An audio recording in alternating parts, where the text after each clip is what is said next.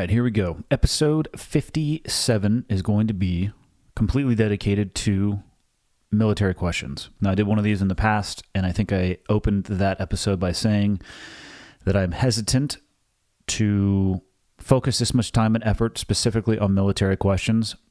But after posting that episode and after posting some social media yesterday asking for questions specifically about the military, I have to honestly say I'm a little bit blown away by the response. It was hundreds of questions came in, which is substantially more than normally come in when I just solicit for questions on the podcast in a non-military specific manner. So after seeing it happen twice, here's what I'm going to do. I will dedicate some more time and effort to answering military-specific questions in the future. Obviously, people have a lot of questions. Some of them are very good. Some of them are interesting. Like, are you a duck hunter? Not that I don't appreciate that question, but I don't know how it's military related. Or what are my plans for whitetail season? I'm not a duck hunter, and I don't know what my plans are for whitetail season, just to answer those very easily. Other than those two questions, the response was overwhelming. So, because there seems to be so much interest, the promise that I will make is that in the future, I will do some more military-related episodes. If you have the questions and you take the time to put them in, I will take the time to answer them for you. Now, standard disclaimer that you're going to hear me every single time when I talk about the military. I have my military experience, but I am not a spokesperson for the military. I do not speak for the military. I don't speak for the SEAL teams. I don't speak for the SEAL community in any way, shape, or form. I have my experiences and what I saw in my life firsthand through my eyes, and I can speak to that. And that is all it is. It is my opinion. So when I am answering these questions, I'm answering through things that I saw with my own eyes or giving you my opinion. I speak for nobody other than myself. I have a new sponsor for today's episode, and I actually have no experience with this particular product. I think I have used things that may have been similar in the past, and I have my hard and fast rule, or the guideline, I should say, that I use when it comes to sponsorship is that I want to have firsthand experience with the product. I agreed with this brand, and it fits well with this episode because it is a technology that is designed to help alleviate pain. In the military, again, speaking for me, the number one tool that I was issued or received to alleviate pain was pills. Not always opioids, although I did get a variety of opioids to, play with, would be the honest way to describe it.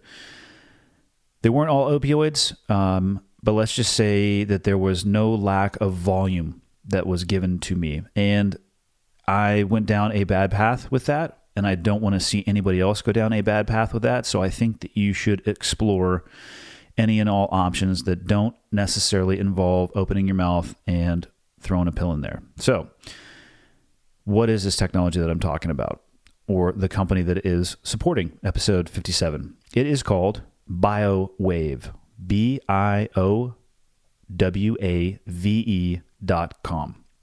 So what is BioWave? It is a technology that, if you are in chronic or acute pain, could potentially change your outlook on life.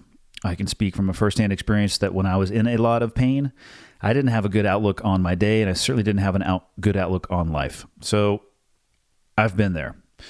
I know what it feels like, and I know how much I wanted to not be in that space. So this particular technology, like I said, the one thing I really like about it is non-opioid based. 85% of people who use BioWave are experiencing a significant reduction in pain from just one 30-minute treatment.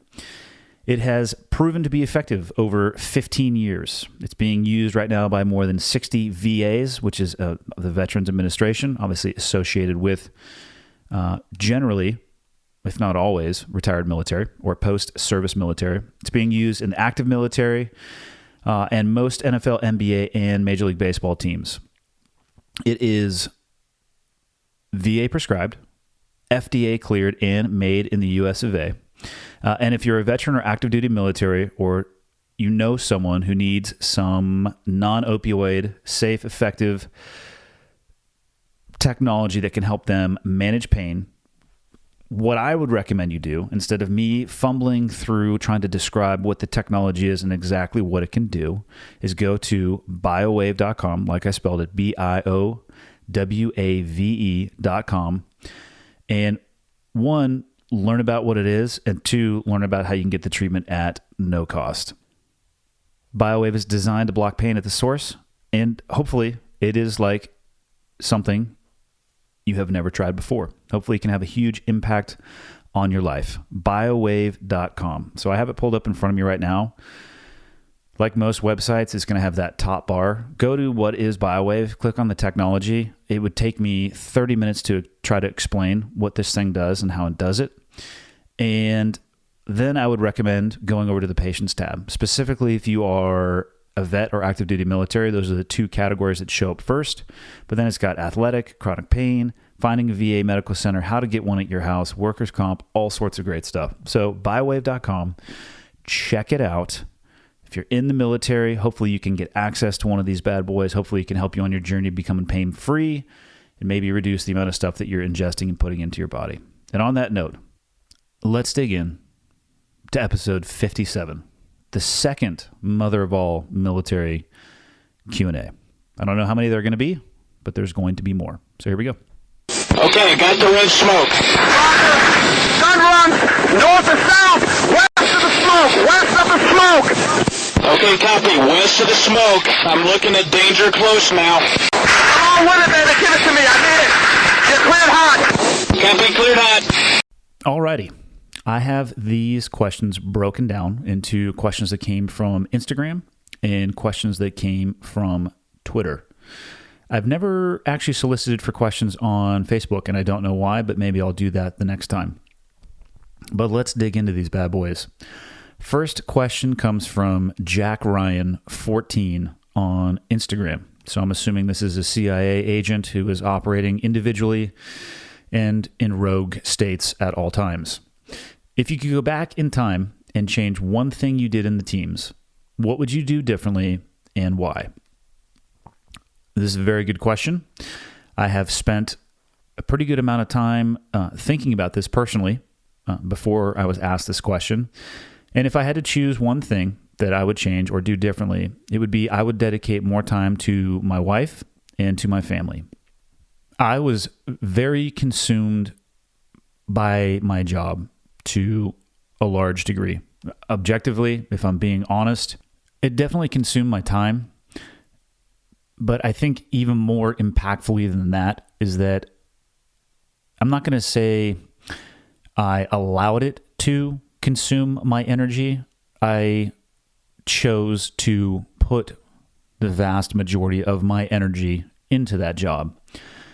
I pursued every opportunity that I had to improve my ability to do my job. And another way to describe that would be I was very selfish with my time. I went to as many schools as I could go to. I trained as hard and as often as I could, etc. If there was an opportunity to refine my skill at work, I took it. It was my singular focus at a time in my life where there were other very important things surrounding me. And, you know, each person only has the ability to dedicate so much time and energy, and that job absorbed, by choice, the vast majority of mine. By doing so, it made me much better at my job. But there are secondary and tertiary impacts on my life and my family and my relationships that I'm going to be working on probably for the rest of my life.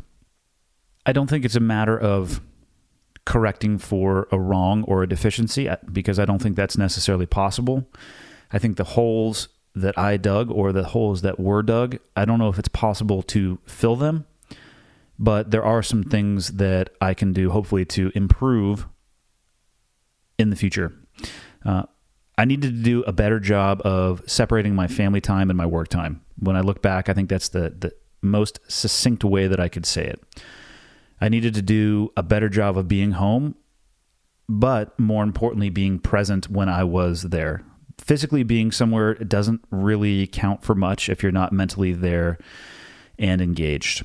And that's what I would change. The one thing that I would change if I could go back and do it differently. And I actually think it would have made me better at doing my job. Second question comes from Dustin J13. I could be wrong, but why does it seem like Army Tier 1 units do a better job keeping a lid on their guys? Not many books, TV appearances, or, in quotations, famous operators. Whereas certain former SEALs post or appear about who they killed. It's hard to say why. First off, I'll say this. I really don't know or have a great answer for you as to why there seems to be a difference, but I will agree with you that there seems to be one.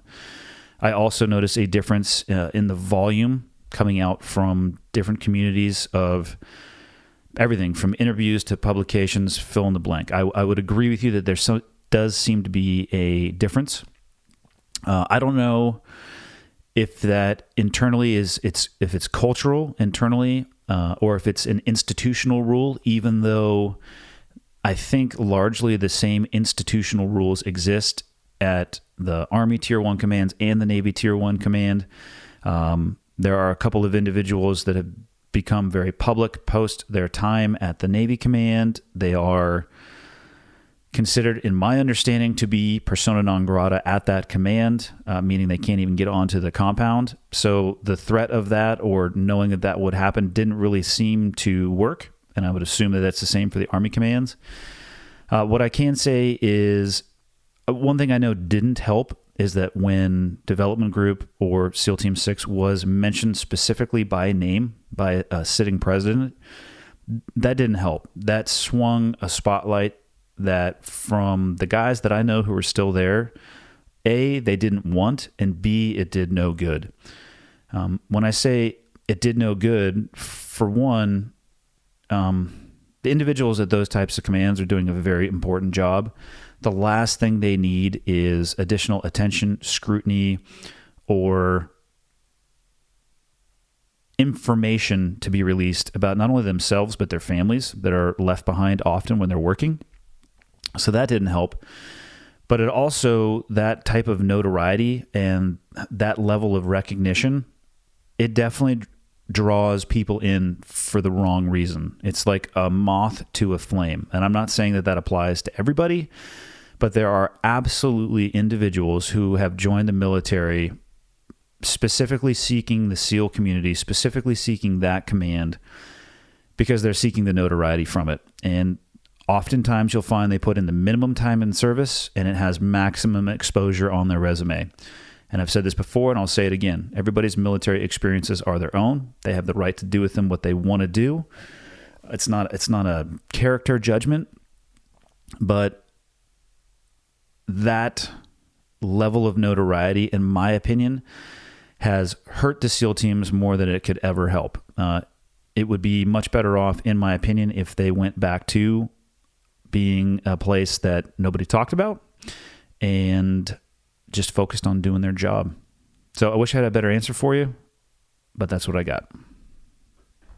Next question comes to me, us, you, from Kilos and Beers.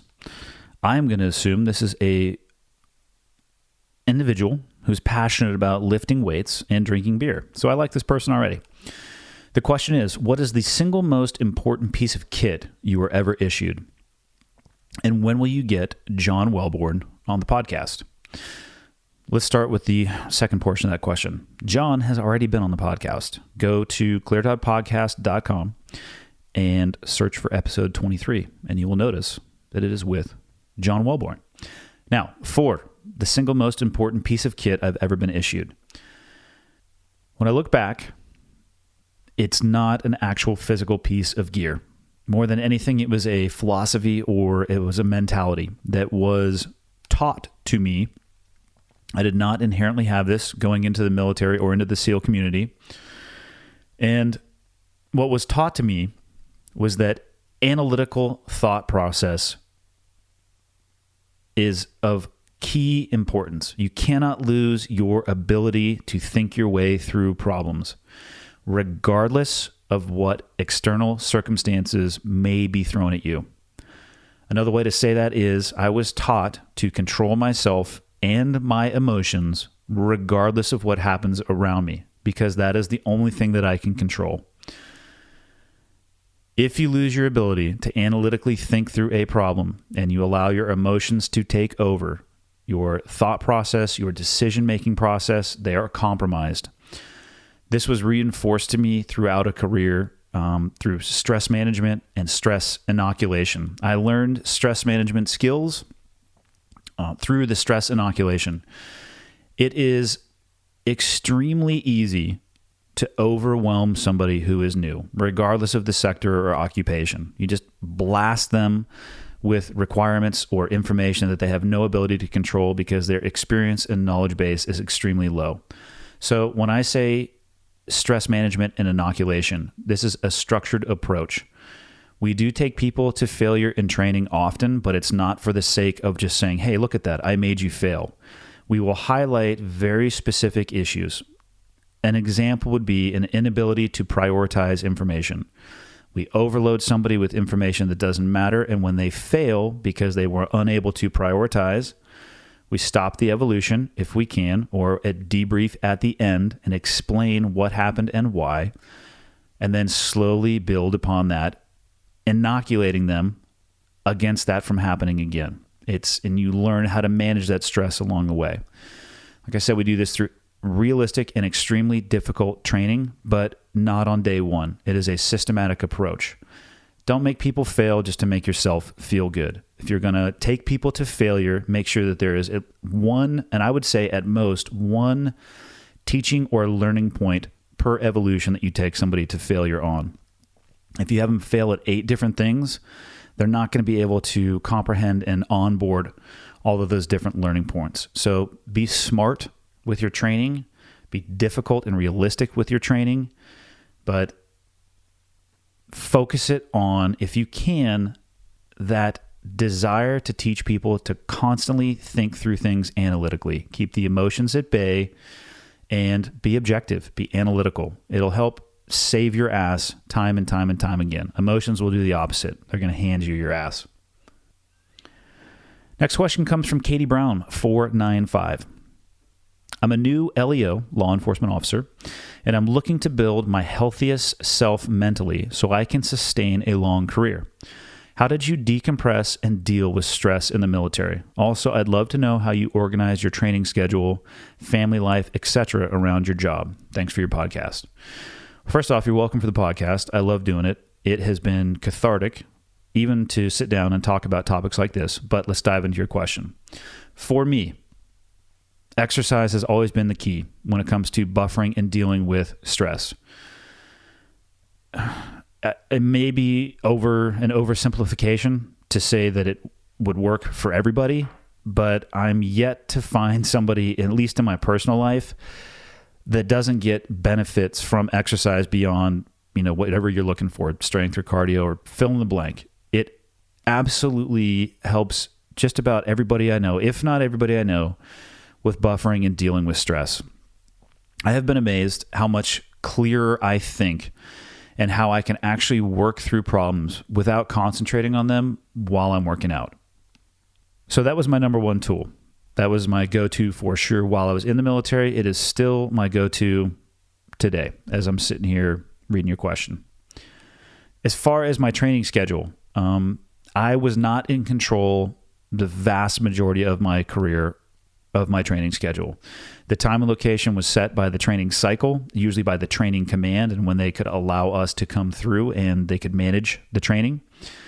So the best I could personally do was hope to manage my time. When it comes to building your healthiest self mentally, so you can sustain a long career, the only advice that I can give you, the best advice I can give you is take care of yourself. Find an outlet. Maybe it's exercise. Maybe it's something else that is healthy, and it allows you to empty or debottle some of the stress that your occupation, regardless of who you are, is going to put onto your shoulders. You can call it whatever you want to, mental, emotional baggage, whatever it may be. Find a healthy outlet, an outlet. Drinking is not that outlet, and it doesn't actually empty anything. How do I know this? Extensive research. That's how I know that. Is it fun? Sure. Does it actually help anything? I'm going to say not for me. I can't speak for anybody else, but for me, although it felt like I was blowing off steam, I was blowing steam from one bottle into the next one, and I still had to carry it. So if you want to be in for the long haul, which I like how you phrased the question like that, treat your career as if it's going to be the long haul. So what I would recommend is for you as an individual or anybody in your position or occupation is create some body armor for your mind. A couple things that I would recommend along that vein. Don't treat every scenario as an emergency. Manage your emotional state. This is something that I saw in myself, even in training evolutions early on in my career. I would stress myself out. I would find that I would have my shoulders up into my ears in my body armor. I was wound too tight. And if every scenario is an emergency, or if everything is an emergency to you, you have no sliding scale. If you're at a 10 constantly, you have nowhere to go from there except for one direction, right? Which is down. I'd rather have you find a place that you could say maybe sit at a 5, and then you could go up and down. It gives you both directions as opposed to just being pegged out. If you're pegged out at all times, you're going to burn out. The best way for me to modulate that is I had to spend a lot of time trying to stay in touch with myself. I tried to look at myself objectively from the outside. I tried to stay in touch with how I felt in training environments and on target. Why are my shoulders so tired? Oh, because I'm driving them up into my ears. Relax. Take a deep breath. And if you have an issue along the way in your career, if you're having a difficult time staying in touch with yourself, or that your stress level is approaching something that you can't deal with it immediately. Waiting or hiding it is not going to help. If you truly want to be in it for the long haul, deal with things as they present themselves to you. I'm telling you, speaking from personal experience, there's nothing to be gained from waiting. The last thing I'll say is accept the realities of your job and be prepared for them. That goes with the creating that mental body armor. You carry a gun for a living. Understand what that means and understand what that could potentially require from you. If you are unwilling to shoulder that burden, I would highly recommend and suggest that you look for an occupation that does not require you to carry a gun for a living. It is a burden. There is no other way to describe that. You will be thrown into situations, hopefully you won't, but I have a suspicion that you might be thrown into situations where you will have to make decisions that the vast majority of people will never have to make. And you have to be prepared for that. And if you're not, the most dangerous thing for you and those that you are serving would be for you to be put in that situation. Next question from Matt J. Wink. Do Tier 1 guys get paid more? The broad answer for this is yes. And I can't speak to this at a very granular level because this started shortly after I was leaving. They were talking about it while I was still at a Tier 1 command, and it became implemented after I left. So I'm not positive on the amount, and I'm not sure exactly how it is structured. But I know there's a small additional monthly amount after a certain amount of time at a Tier 1 command. And like I said, I can only speak for the SEAL community. I can't speak for the pay of any other entities, but SEALs in general, just to answer this at a broader level, special operations forces in the Navy in general get paid more than their conventional counterparts, than conventional soldiers and sailors. So in addition to your base pay, which is truly an Excel spreadsheet, you can look at how long you've been in the military and what rank you have and where those two intersect on an Excel spreadsheet. That's your monthly pay. In addition to that, there's jump pay, obviously for jumping out of a plane, demo pay, dive pay, hazardous duty pay for when you go overseas. And then when you go into a combat zone, it's tax-free. And I've heard that they've actually switched how they calculate that tax-free time, so I have no clue as to how they're currently doing it. But you have all those other ways that you can increase on top of your base pay. What does not increase, though, is your retirement. So none of those special pays, jump, demo, dive, hazardous duty, none of those are factored into your retirement pay. So if you do 20 years in a wake up and you retire as an E8 and you were a SEAL the entire time, your retirement pay is going to be the same as somebody who was in the Navy who did 20 years and retired as an E8 as well. Some people have an issue with that, but that is also pretty straightforward. It's the writing on the contract that you sign. It's not a surprise when you get out and it's like, oh, what do you mean? I didn't know. You did know. It's just the way that it is. Is it right or wrong? I'm not here to say, but that's it. So we can make a little bit more money. And by a little bit more money, one thing that people should understand is that if you're looking for maximum earning, the military may not be the best route. It is, you'll make a great living. I mean, if you live inside of your means, you can have health care. You're always going to have somewhere you can get food. There's a lot of ways that you can be pretty rich while serving in the military, but not in comparison to most people who are in the civilian sector. So just something to think about.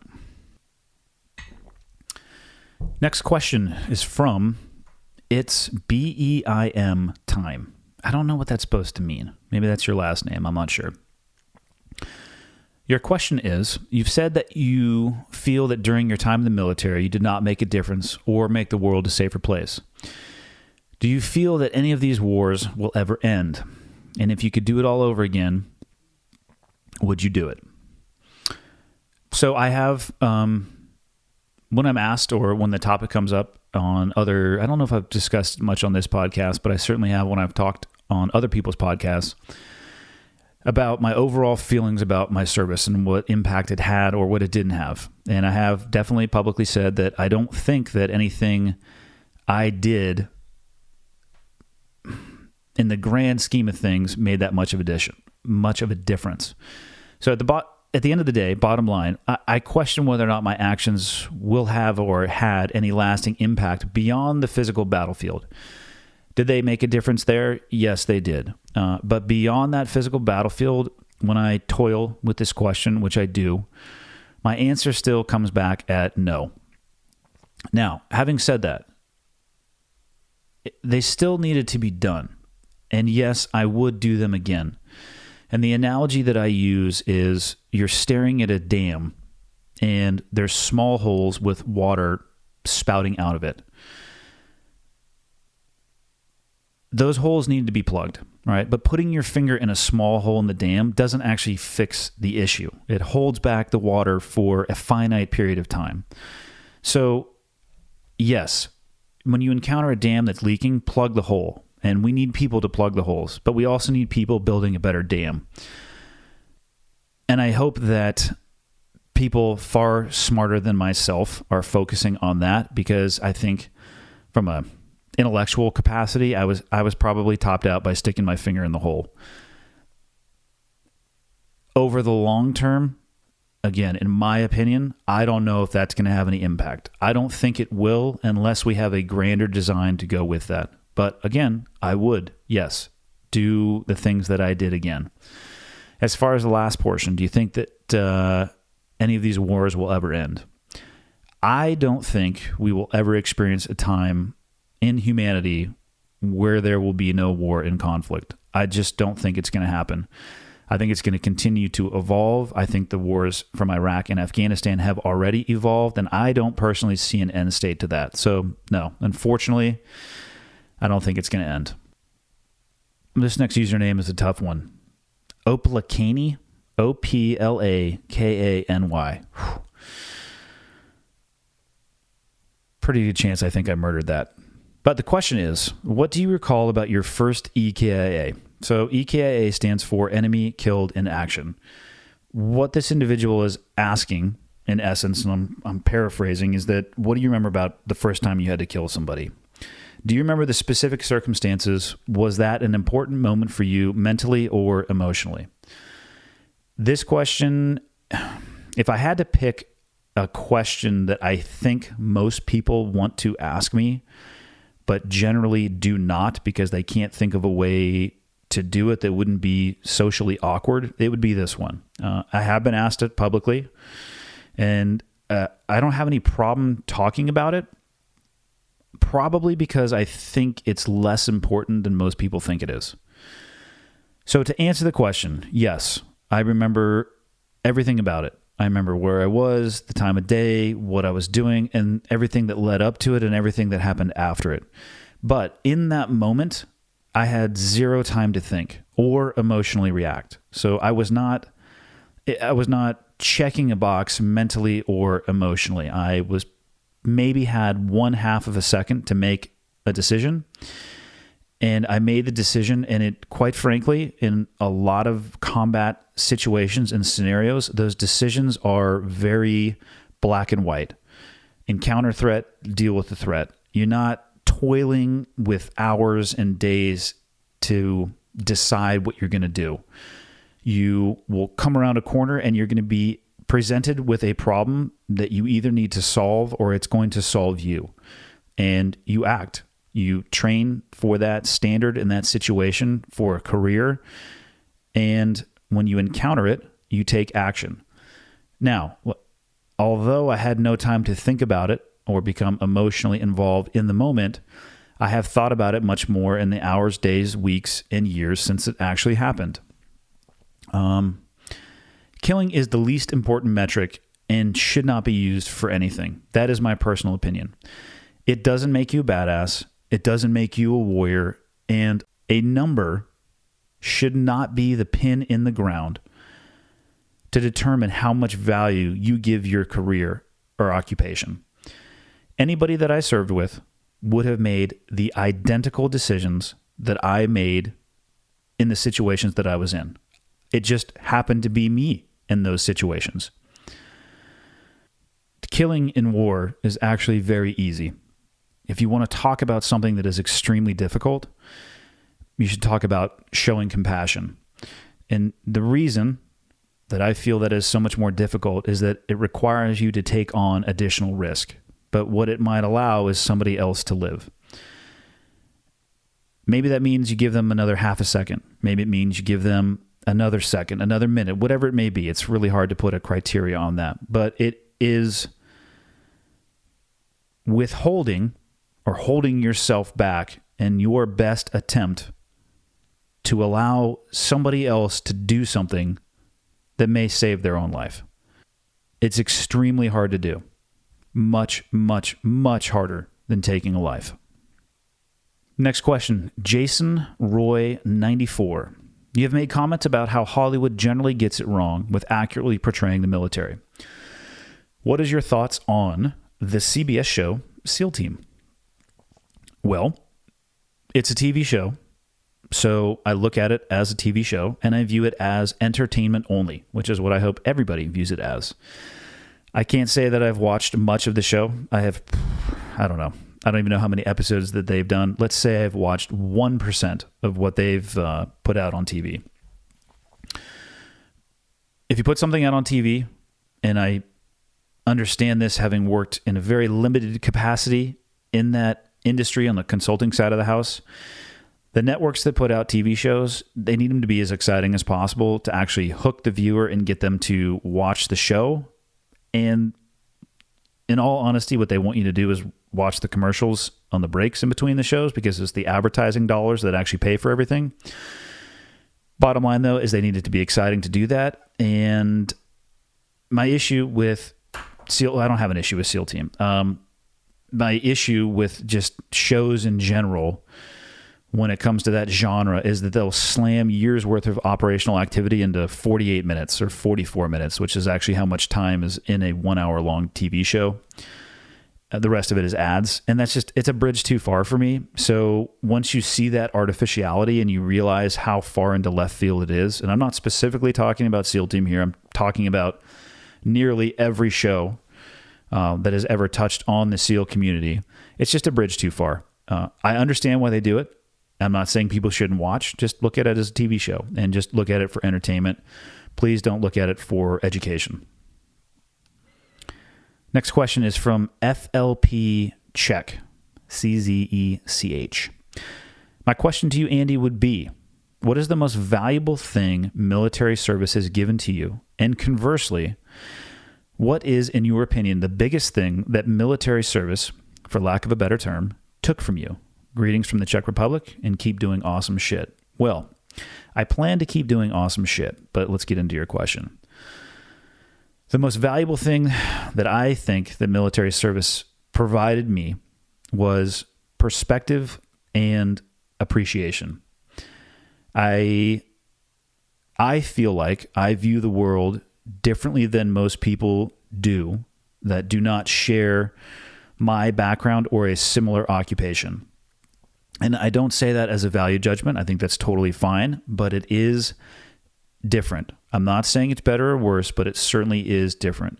And with that different perspective, I think it has given me the ability to value and appreciate the small things that I encounter in daily life here in the United States that I feel, see, and hear a lot of people taking for granted.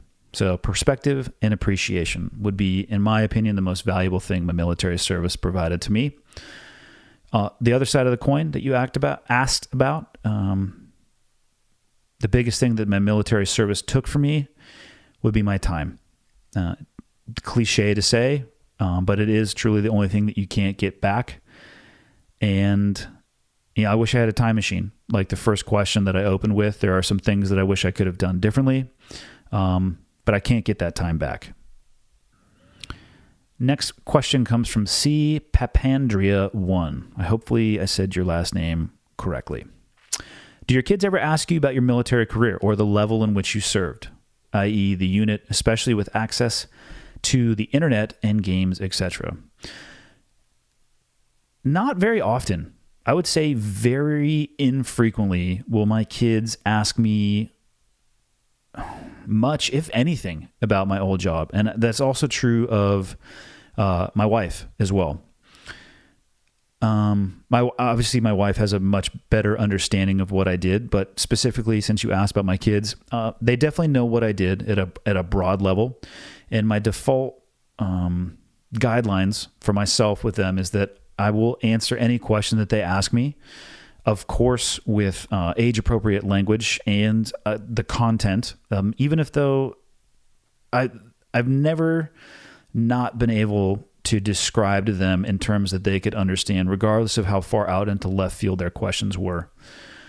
But yeah, they don't ask me much, and I'm not positive as to why. And I do hope that one day I could share more with them. But having said that, I would be completely and utterly satisfied if I was just dad to them. If I just can be successful at being their father, that's the only thing that matters. If my previous occupation has or holds no interest or curiosity, who cares? I believe I can impact the world more by being a better dad than I can by being a better SEAL. Next question comes from Ballistic Addiction. Ballistic Addiction. Oh, I wonder what you like doing. Psycho, but you like shooting, don't you?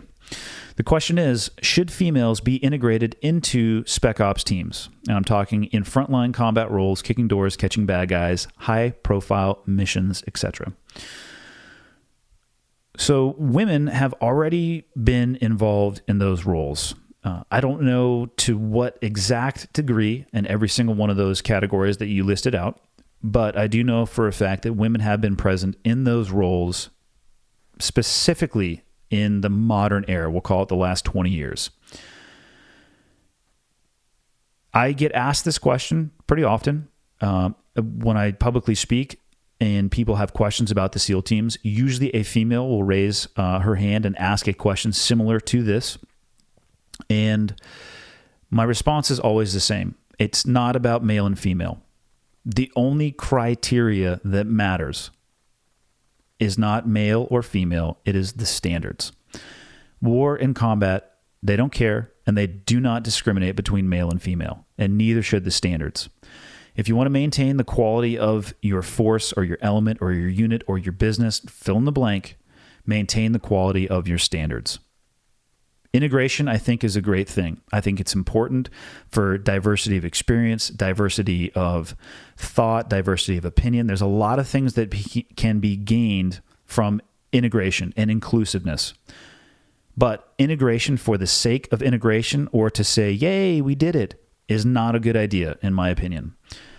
I would serve in any capacity with anybody as long as they can hold the standard and they can hold the line. I do not care if it's a man or a woman. As long as the standard is objective and it's blind to who you are, game on, giddy up, let's go. Next question, Kestnera 2004. Whew. My friend said SEALs were like the band Kiss, but with guns. Is that true? I have no idea. I do not listen to country music. Next question. Well, Dakota. I'm extremely out of shape and just turned 25, but can't get the thought of joining the military out of my head. Is it even worth it at this point? And if so, do you have any suggestions for somebody not joining right out of high school? So let's start with this. I can't answer the question for you as to whether or not it is worth it. That is something that you will have to answer for yourself. What I will say is, if you have that repeating thought, why not use it for some motivation? You opened your question with, I'm extremely out of shape and just turned 25. That is not a good pairing. Extremely out of shape and any number is not a good pairing, but you're in the earlier chapters of your life. So if you recognize that you're extremely out of shape at 25, if you don't do something about that immediately, it's not going to make 50 a good look. And beyond that, if you're even able to make it. So use that as motivation for you to shift your momentum, get it pointed in a positive direction. Now, as far as people not joining right out of high school, I think that's actually good. It allows for education, additional and enhanced education if you want to go that route. I served with a ton of people who had advanced degrees, well beyond associates and bachelors, on both the officer side of the house and enlisted, actually. And if you don't go the educational route, you could go, who knows, you could go into the workforce and you could have experience or just life experience. And all of those things, the education, the experience, they can be really beneficial while you're serving. If you, as an individual, though, let's go back to you. If you want to join and you really want to make that a goal, you have to understand that you need to meet the minimum standards and the minimum criteria. Those minimum standards should not require your maximum effort. Right? They shouldn't be the bar that you're just barely able to touch on your best day. That's why they're called the minimum standards. They need to be something, it needs to be a hurdle that's 2 inches off the ground and you can lift your foot up and clear it very easily. Make them benchmarks that you can gauge your performance against. But if you're going to go this route and anybody's listening and they're looking at military service, if the minimum standards are hard for you to achieve, I would recommend you delay until they are something that you can easily accomplish. How are you going to do that? And just for this individual asking these questions, like I said before, get moving. Like today, not tomorrow. Do something today. Start small, build yourself a template, build yourself a roadmap towards where you want to be, and slowly work yourself towards that goal. Next question comes from Tucker Kennedy. What is your take on the alleged canoeing of bad dudes and the alleged mutilation of them with tomahawks within Dev Group? Okay, so to give this some context, put the podcast on pause if you want to, and go to Google and enter into Google the crimes of SEAL Team 6. And what you're going to find is an Interceptor article that references both the tomahawks and the term canoeing. So let's talk about canoeing. It is essentially a term for splitting somebody's head in half with bullets. How this term got associated with that particular command and how this, the author of this piece associates them in the way with which he does is a little bit baffling to me. The term, or the first time I heard the term, was not in the military. I was in the military, but it didn't come from a military member. If you want to hear the inception of this term, in my opinion at least, it comes from the movie Tombstone, not the SEAL teams. There's a scene in Tombstone where they're in the street, and for what I think Wyatt Earp has a pistol up to somebody's head, or he has a pistol out, and something is said, and his response is, not before I turn your head into a canoe. That's the first time I heard it. I have no doubt, given how much of the SEAL community is based off of movie quotes, which is the high 90th percentile, of the SEAL community is based around movie quotes. That's where it came from. Is it a term that is internally used? Maybe. I doubt it after that article came out, but it could be. Is it anywhere at a doctrinal level? No, it absolutely is not. Now, how about the tactic in and of itself? Splitting somebody's head. Let's be honest. You're not playing laser tag. The most effective way to ensure a threat is no longer a threat is to shut off the hard drive. That's the cold, hard truth. If you're uncomfortable with that, good. You should be, because you're talking about blowing somebody's head in half. If you're talking about your own safety and the safety of those that are around you and engaging a threat in the most efficient and effective manner possible, that's it. How you want to describe that depends largely on your maturity level and the organization that you're working inside of or for or with, but that's for the organization to decide. So as far as the tomahawks, I can't speak about that. I honestly have no idea. I never carried a tomahawk or served with anybody who did. I think that probably occurred far after my time there, so don't know much about it. Last question from Instagram comes from Skunkworks. His question is, might be too late, but how much control would you have when planning ops? Could you, for example, request insertion, platform and method, time of day, number of operators, etc.? Who would ultimately make those decisions? Yes, you have a broad and substantial amount of input. Some decisions they're not necessarily made for you, but they're governed by asset. A great example would be helicopter. You either have a maximum amount of cubic space or a maximum amount of load. You can't exceed either.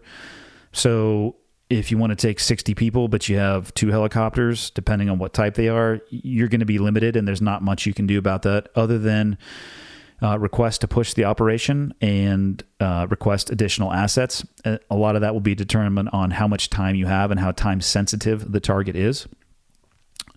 Time of day is another good one that will govern a lot of things. Some assets will only want to work in the evening or night hours. AC-130s are a good example of that. They fly slower and lower than a lot of other aircraft, which makes them more vulnerable to certain types of ground fire. So they obviously want to work at night. So you have some constraints, but inside of those constraints, you have a lot of leeway. And the planning is a very collaborative process. Most, if not all, decisions are made that way. And like I said, broadly, you have a lot of control. You can pick the time of day. Usually it's going to be time of evening, unless it's time sensitive. You're almost always going to take as many people as possible as the assets will allow, because it's better to have more than not enough. And that's about it. You have a good amount of control. Some things are governed and directed towards you, but for the most part, you can choose your own fate. All right, switching to Twitter. I have 3 more questions, and we will be done for today. First question from Twitter is, what is your advice for employers hiring combat vets to help ease transition from military to civilian role? I love this question. First and foremost, as an employer looking to hire a combat vet and help them ease their transition from military to civilian service, remember that it is not your responsibility to ease anyone's transition. I have seen it and heard about it many times that in an attempt to help, those employers actually will make things worse. My recommendation to anybody hiring veterans, and this would apply to somebody looking at hiring me, hire vets that are qualified, not just people who are vets. Don't hire a vet just because they're a vet. You need to hire people for your organization that meet the qualifications of the role that you are looking to fill. Now, if you find a vet that is qualified, awesome. By all means, hire that person. What I'll say is that the military is an environment that provides a lot of structure. Now, inside of that structure, let's say you went to boot camp and followed a conventional military occupation for 20 years, or maybe say 5 years or 10 years, wherever you are along that story arc. You should have an understanding of discipline and internal motivation and work ethic. It's not true for everybody, but hopefully those are some baseline standards that people coming from the military will have.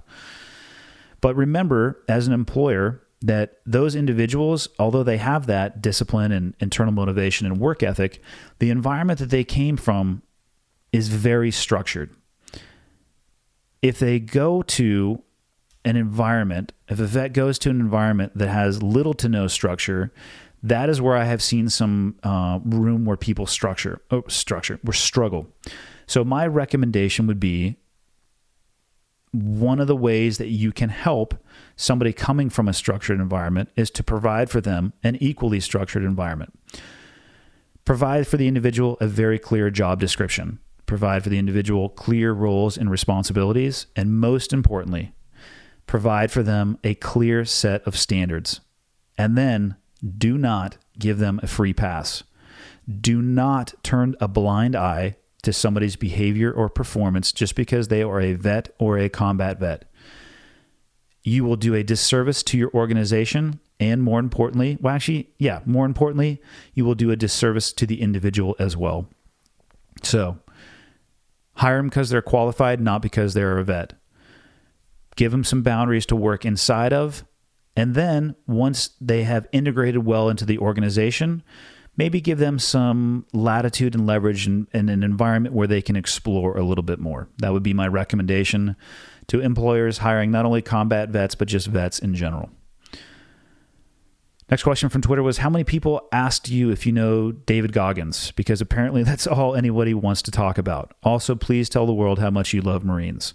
I do get asked pretty often about whether or not I know David Goggins. I know who he is. I never served with him. I think we met in passing a few times, but that's about it. So I can't say much about that. And as far as how much I love the Marines, the reality is I actually do love the Marines. The Marine Corps is actually part of the Department of the Navy, and they are the men's department of the Navy. I've had nothing but great experiences with them. My only recommendation would be, and please, Marines out there, take this with a grain of salt. There are other vehicle colors than red. That's all I got. You know, I see when I go to Marine Corps bases, a lot of red trucks. I'm just saying, explore the color palette. That's it. But I absolutely love the Marine Corps. I have the utmost respect for all of the military branches and everybody who is serving inside of them.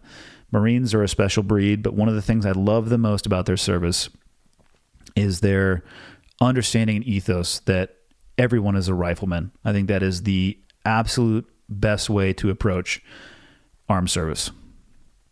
Last question. Do you have any wisdom or techniques learned on anything related to being a better student of any subject or skill? Ways to work smarter on top of harder? Well, I was a terrible student in high school. My GPA was in the low twos. Let's just say that I eked by. I think I was smart enough to understand everything. I just knew that I didn't want to pursue a higher education beyond high school. I had other desires in mind. So I chose not to put the effort into studying. So maybe I wasn't a terrible student. I just didn't try that hard. That'd probably be a more accurate way to describe it. As far as learning new skills, I'm going to go into the exercise world for this one and talk about what I saw often when I owned my affiliate gym, CrossFit Coronado. It's the curse of the novice. It's chasing a shiny object or the end state instead of focusing on the next step that's right in front of your face. So one of the movements that you'll find in the CrossFit world is the barbell snatch, which is a wide grip on a barbell, and you're taking it from the weights resting on the ground. You're coming to full extension with your body. So you're picking it up off the ground, finding full extension, pulling it over your head as you drop underneath. You're actually dropping underneath, and you're going to catch that thing in an overhead squat. And I'm sorry if you're not familiar with that movement. Another way to describe it would be it's probably the most complex, dynamic, and power-producing movement that a human body can do. There's a lot of moving pieces. It's a combination of many, many moves, each of which you need to be proficient with. And time again, I would see new people coming into the affiliate gym, and not surprisingly, they don't start off by doing that movement. They will start off by working on each one of those individual pieces. Can you safely pick something up off the ground? Can you safely hold something overhead? Do you have the flexibility, mobility, and balance to actually do an air squat with just the weight of your body? About a month into it, most people, they start asking about, hey, I kind of want to just do a snatch. That movement looks really cool. It's dynamic, it's fast, it's powerful, and it's all of those things. But if you don't know what you're doing, and an individual that has poor proficiency in every one of those skills and now wants to combine that with load, it's just not an ideal recipe for anything other than injury. So that's why I call it the curse of the novice, because it's that desire to, instead of focusing on fundamentals and basics, to jump right into the varsity leagues. And if you extend the timeline long enough, you're going to get crushed. So as far as wisdom, I don't think I have any. Techniques that I focus on, or what I would recommend, is develop a plan, right? Whatever your subject may be, whatever your skill you're trying to learn, lay out the steps that you need to accomplish sequentially to be successful, to achieve your end state, to achieve your goal, to achieve the shiny object, and then put that out of your mind and dive into the process and focus on that, not the end state. How do you eat a whale or a rhino or a giraffe or whatever other submarine, fill in the blank? You eat it a bite at a time. And that's what I recommend when it comes to trying to learn something new. I'm at a phase in my life where I am trying to learn something new right now as well. I'm a couple months into it, and I keep telling myself, focus on the fundamentals, focus on the fundamentals, focus on the fundamentals, because that's what's going to lead me to success later on down the road. And that is it. Hopefully that it's not wisdom, but hopefully that's a technique that can help you and serve you well. Ladies and gentlemen, that is it for the week. I actually burned through those questions faster than I thought I was going to. So perhaps next time I will add some more in there. Thank you to everybody who submitted the questions. More importantly, thank you to everybody who's been supporting the podcast. Thank you to those who are helping me spread the word, who are telling their friends and family and coworkers and people who don't even want to hear about it. Thank you to people who are reaching out to me via email. Thank you for the reviews on iTunes. And as always, if you have time, do me a favor, go leave me a review. Give me 1 star or 5 stars. I don't care. If you have a suggestion for how it could be made better, throw it in there for the world to see. I'll input as many suggestions as humanly possible. And I'll close with a thank you to the sponsor of this episode. Thank you to BioWave for supporting Cleared Hot. If you're interested in looking at a alternative to, I don't want to say traditional methods, but if you want to look for an alternative to prescription medication going down your throat, add an arrow to your quiver of your desire to become pain-free, check out BioWave, right? It's prescribed by the VA. It's FDA cleared, made in America. It effectively and safely blocks pain at the source without opioids. If you want to learn more about it, go to biowave.com, biowave.com. And that is all for this week. See you next week.